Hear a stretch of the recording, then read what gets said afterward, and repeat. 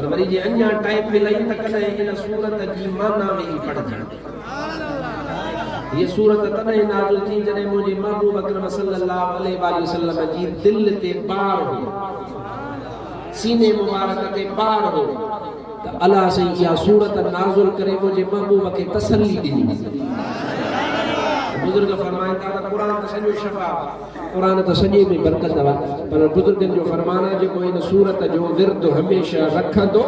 इंशाअल्लाह दुख दर्द ज़माने जा ईंदा रहंदा पर वो दुख दर्द दूर या त ईंदस कोन जे आयस बि सही त अल्लाह उन्हनि खे बर्दाश्त करणो उन्हनि खे मुंहुं ॾियण जी उनखे तौफ़ीक़ अता फरमाईंदो इन जे करे आदत बनाए छॾ हर निमाज़ खां पोइ 3 दफ़ा सूरत वद्दुहा जी तिलावत कंदो कर मौला तुंहिंजा बेड़ा पार फरमाईंदो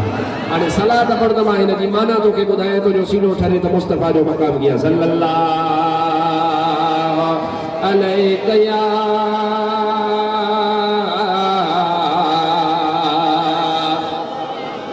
या रसूल अल्लाह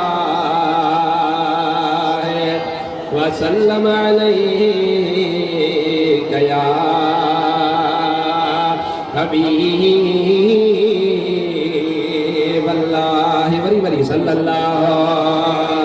अलैहि या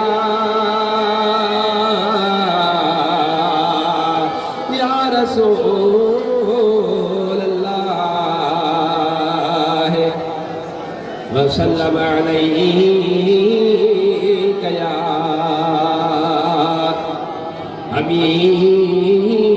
हबीब अल्लाह सुभान अल्लाह चौदह वाला माना बुझो अल्लाह ताला छा फरमायो वद्दुहा बमाना सॼे सूरत जे हर अखर जो माना ॿई थो ॿुधाए मुख़्तसर वद्दुहा जी हिकिड़ी माना ही आवा अल्लाह फरमाए थो मांखे चाश्त जे वक़्त जो कसम वाजो सुभान अल्लाह चाश्त जो वक़्त केड़ो थींदो आ सिज जेड़ी मल निकरी करे सौ थींदो आ वो सिज निकरी करे सौ थे सिज उभरी करे सौ थे उन खां पोइ कलाक सवा गुज़री वञे इहो जेको वक़्त आ इहो चाश्त जो वक़्त आ ओ मुंहिंजा मिठड़ा रब्बुल जलाल वक़्त बि तो खलकिया बंदा बि तो खलकिया माण्हू बि तो खलकिया आखिर पंहिंजी खलकियल शइ जो कसम छो थो खणी अल्लाह ताला इरशाद फरमायो इन चाश्त जे वक़्त में मुंहिंजा प्यारा बाना मां रब जी इबादत कंदा हल इबादत वारो वक़्त मां रब खे एॾो वणंदो आहे जो उन वक़्त जो कसम मां अल्लाह क़ुरान में खणी छॾियो आहे हिकिड़ी माना इहा आलिमन सगोरन फरमायो आहे अल्लाह ताला फरमायो आहे मांखे चाश्त जे वक़्त जो कसम आहे पर आशिक आरिफ अञा ॿी माना फरमाई आहे हीअ बि माना दुरुस्त आहे हूअ जेका माना ॿुधायां थो उहा बि दुरुस्त आहे पर सीने खे वधीक राहत ॾियण वारी आहे अल्लाह ताला क़ुरान में छा फरमायो वद्दुहा मां अल्लाह खे तो मिठड़े मोहम्मद करीम जे चोॾीअ जे चंड खां वधीक सुहिणे चेहरे मुबारक जो कसम आहे ओ मुंहिंजा महबूब तुंहिंजो मुखड़ो मुबारक जेको आहे उन जो मां अल्लाह खे कसम आहे अल्लाह ताला मुंहिंजे महबूब जे मुखड़े मुबारक जो कसम खयो आहे वद्दुहा वल्लैल इज़ा सजा वरी वल्लैल इज़ा सजा जॾहिं राति थी वञे काराण थी वञे ऊंदाही थी वञे अल्लाह फरमायो आहे त मूंखे उन जो कसम आहे ओ मुंहिंजा अल्लाह राति जी ऊंदाहीअ जो छो थो कसम खणी अल्लाह ताला फरमायो इन जे करे जो मुंहिंजा प्यारा बाना इन में आधी राति जो उथी करे मूंखे राज़ी कंदा मांखे रात वणंदी आहे तॾहिं मां हिन जो कसम खयो आहे हिकिड़ी माना इहा वरी ॿी माना हिन जी छा आहे वल्लैल इज़ा सजा ॿी माना हीअ आहे आलिम फरमाइनि था अल्लाह चवे थो त ओ मुंहिंजा महबूब तूं वारा ज़ुल्फ़ जॾहिं हीअं लड़कंदा हल त तुंहिंजे ज़ुल्फ़नि जे उन काराण जो कसम मां अल्लाह खणी थो छॾियां वद्दुहा वल्लैल इज़ा सजा मा वद्दअक रब्बुक वमा क़ला तुंहिंजे मिठड़े रब तो हबीब खे छॾियो कोन्हे तो हबीब खे अल्लाह छॾियो कोन्हे अल्लाह जो महबूब खे तसल्ली अता फरमाए मा वद्दअक रब्बुक वमा क़ला वलल आखिरतु खैरुल लक मिनल ऊला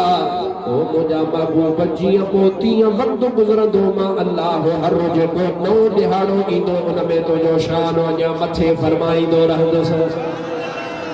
वलल आखिरतु खैरुल लक मिनल ऊला वलसौफा वलसौफा वलसौफा युअतीका रब्बुका फतरदा। अनकरीबो अल्लाह तोखे एडो दींदो जो तू मिठड़ा मोहम्मद करीम राजी थी वींदे। सुभान अल्लाह। जो हदीस याद अची वई आहे ॿुधायो।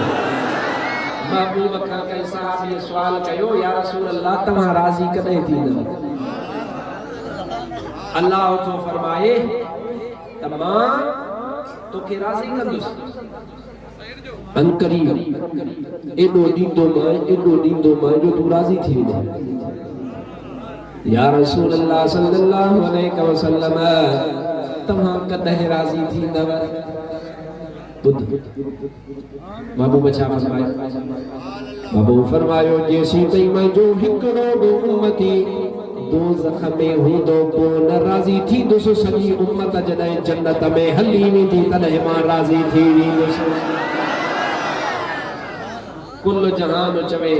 सॼो जहान चवे त रब राज़ी रहे, वही मिठड़ो रब फरमाए त मिठा महबूब तू राज़ी। अब तव्हां चवंदा हूंदा अल्लाह राज़ी थिए, चल मौला माखो राज़ी थिए, अल्लाह जी रज़ा जी दुआ घुरंदा हुआ, पर अल्लाह जो निज़ाम त ॾिस। अल्लाह क़ुरान में पियो फरमाए सॼो जहान मुंहिंजी रज़ा थो घुरे, मिठा मोहम्मद करीम मां वरी तुंहिंजी रज़ा थो घुरे। हर कोई प्या चाहे मर्ज़ी मालिक तलतार दी, पर अल्लाह प्या चाहे मर्ज़ी अहमद मुख्तार दी, अहमद मुख्तार दी। रब दा सोहना आया जन्नत सिंगारो जल्दी, जन्नत सिंगारो जल्दी। पूरा पैगा वल सहरे आए, पूरा पैगा वल सहरे आमद सरकार दी, पर अल्लाह प्या चाहे मर्जी अहमद मुख्तार दी। अल्लाह तबारक व तआला फरमायो वलसौफा युतीका रब्बुका फतरदा। अलम यजिदका यतीमन फआवा। ओ मुझा महबूब तू यतीम हुए वो अल्लाह तबारक व तआला तोखे ठिकानो अता फरमायो, तुझी अल्लाह तबारक व तआला निगहबानी फरमाई। अलम यजिदका यतीमन फआवा व वजदका दाल्लन फहदा। ओ मुझा हबीब अकरम सल्लल्लाहु अलैहि वसल्लम अल्लाह तबारक व तआला तुझो शान बुलंद फरमायो आ। ओ मुझा महबूब तू अल्लाह जे इश्क में गुम है, तोखे अल्लाह तबारक व तआला जी मोहब्बत तमाम घणी हुई। वो मिठड़े रब जुल जलाल तो मोहम्मद करीम के पंहिंजो रस्तो अता फरमायो। व वजदका दाल्लन फहदा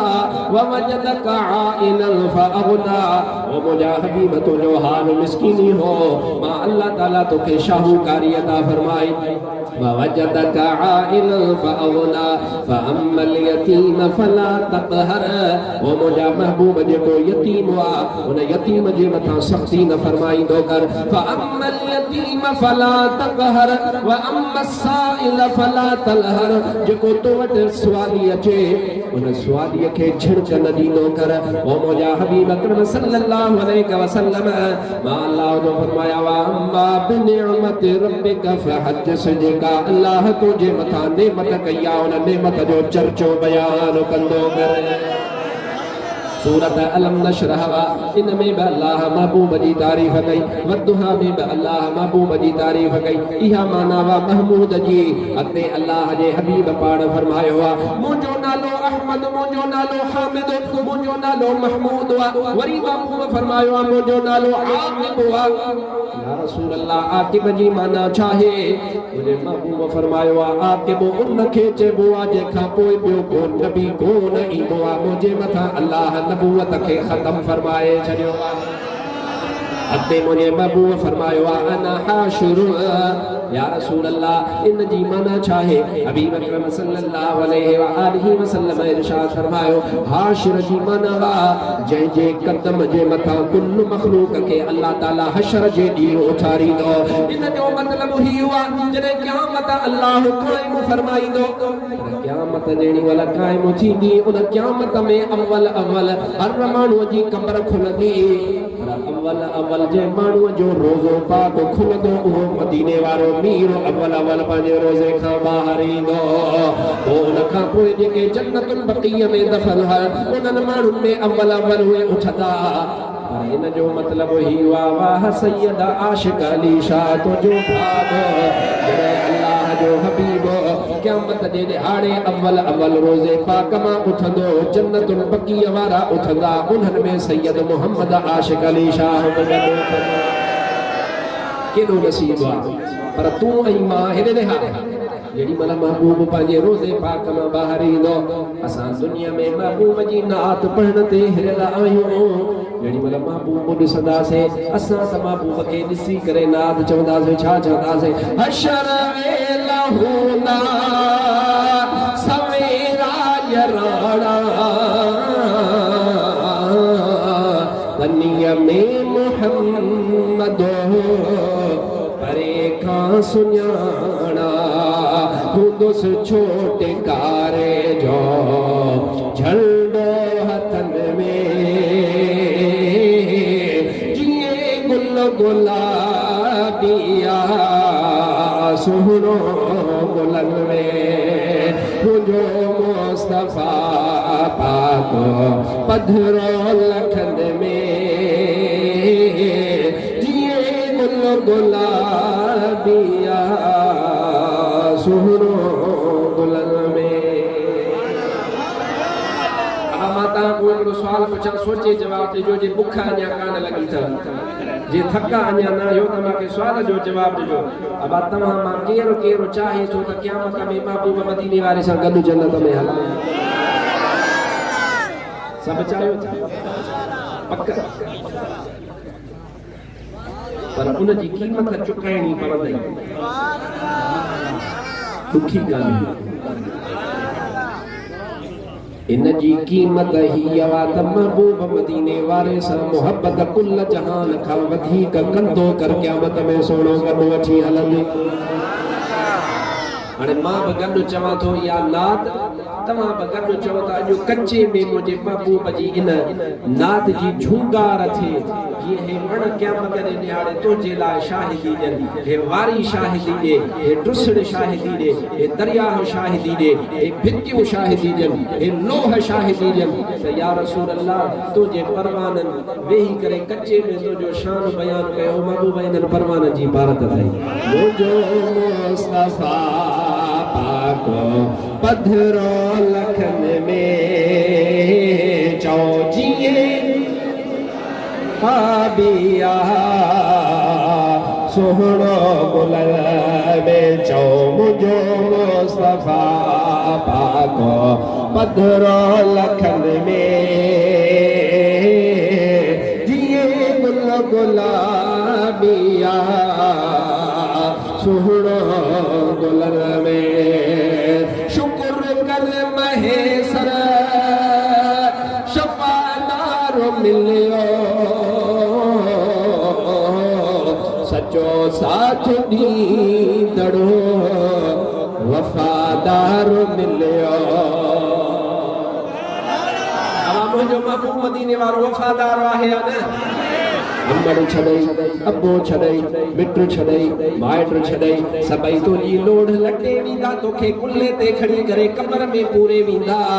तोसां गॾिजी कोई बि दफ़न कोन थींदो क़ुर्बान वञा महबूब मदीने वारे जे शान था जेको महबूब फरमाए थो त मां पाण आशिक़नि जी कब्र में ईंदो आहियां ऐं हुते अची करे मदद बि कंदो आहियां शुक्र कर महेसर शफ़ादार मिलियो सचो साथ ॾींदड़ो वफ़ादार मिलियो ग़ुलाम नबी थी ख़ुशी हर वतन में जीअं गुल गुलाबिया सोहणो गुलग में मुझो मुस्तफा पाको पधरो लखल में जिए गुल गुलाबिया सोहणो गुलग में। सुभान अल्लाह। ये महबूब जो ज़ाती नालो आ गाल इतना हलाया आखिरी गाल के उन खबो दुआए खाए जो महबूब जो ज़ाती नालो आ। महबूब जा सिफाती नाला घणा हन केतरा हन। आशिकन महबूब जो शान बोलण जे लाइ छेह कयो आ। आशिकन महबूब जो शान बयान करण जे लाइ वॾा जतन कया है वॾियूं कोशिशूं कयो है पर सिंध जो सरवाणो आलिम दीन अल्लामा शामी रहमतुल्लाह तआला अलैहि जेको शाम जो आ उन महबूब जे इस्मन शरीफन जे मथां किताब लिखियो आ। उन में वो बुजुर्ग फरमाए तो त महबूब अकरम जा सिफाती नाला 800 या 900 आहिनि। उहे 800 या 900 वॾो तादाद वा महबूब जा सिफाती नाला। पर इहो शाम जो आलिम आ वरी हिकिड़ो मिस्र जो आलिम दीन आ। वरी उन मिस्र जे आलिम दीन वधीक कोशिश कई उन वरी महबूब अकरम जा 900 खां वधीक 950 खां वधीक नाला गॾु कया। उन चयो त महबूब जा 800 सिफाती नाला न आहिनि 900 ऐं कुझु मुंहिंजे महबूब जा नाला आहिनि। पर सिंध जो आशिक मखदूम मोहम्मद हाशिम ठटे वारो को खणी वियो। मखदूम मोहम्मद हाशिम कोशिश कई आ ओ मखदूम मोहम्मद हाशिम जेको आशिक रसूल वा ओ मखदूम मोहम्मद हाशिम फरमाए तो महबूब अकरम जा 800 नाला न आहिनि 900 नाला न आहिनि।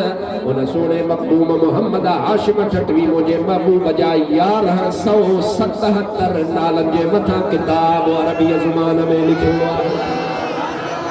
जो सिंध के शरफ वा जो तुझे मुझे वतन के शरफ वा जो यो हिंद वतन जो आलिम दीना ठटे जे शहर जो मखदूम मोहम्मद हाशिम ठटे वारो ओ मखदूम मोहम्मद हाशिम ठटे वारो फरमाए तो न मां बोलिया हन किताबन में चूंडे चूंडे करे गडो क्या तम 1177 या 78 नाला महबूब मदीने वारे वारे वडो तादाद वडो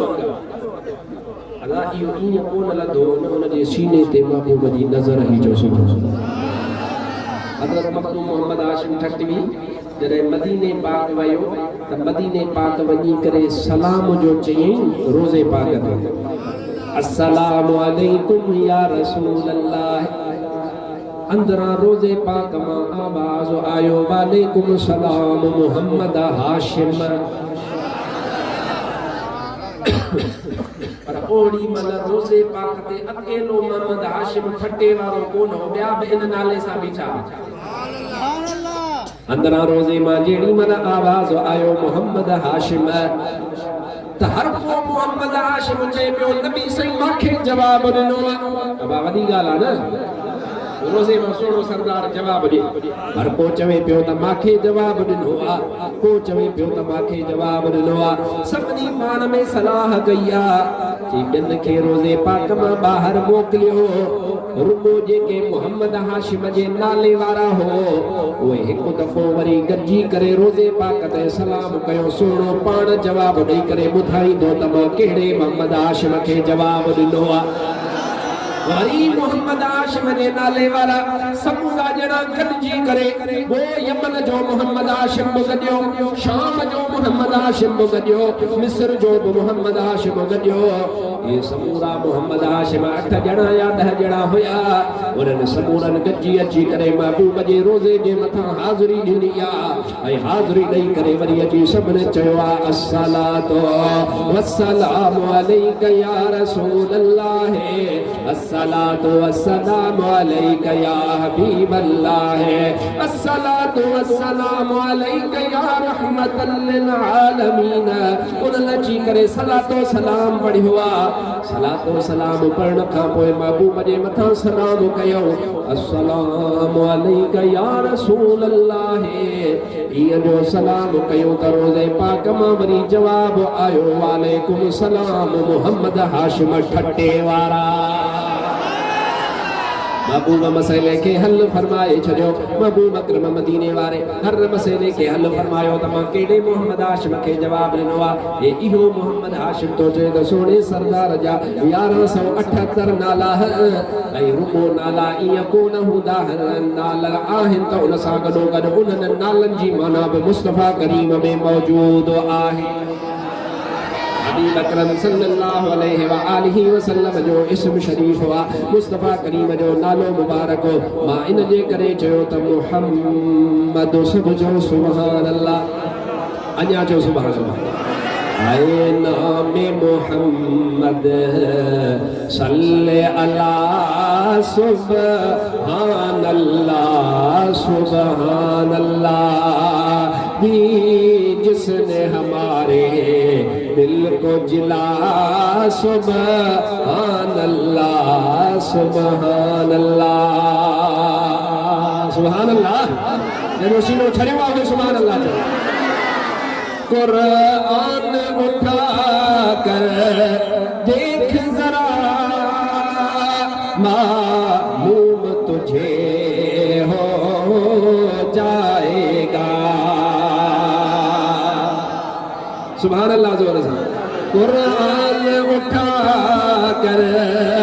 देख जरा मालूम तुझे हो जाएगा है कौले मोहम्मद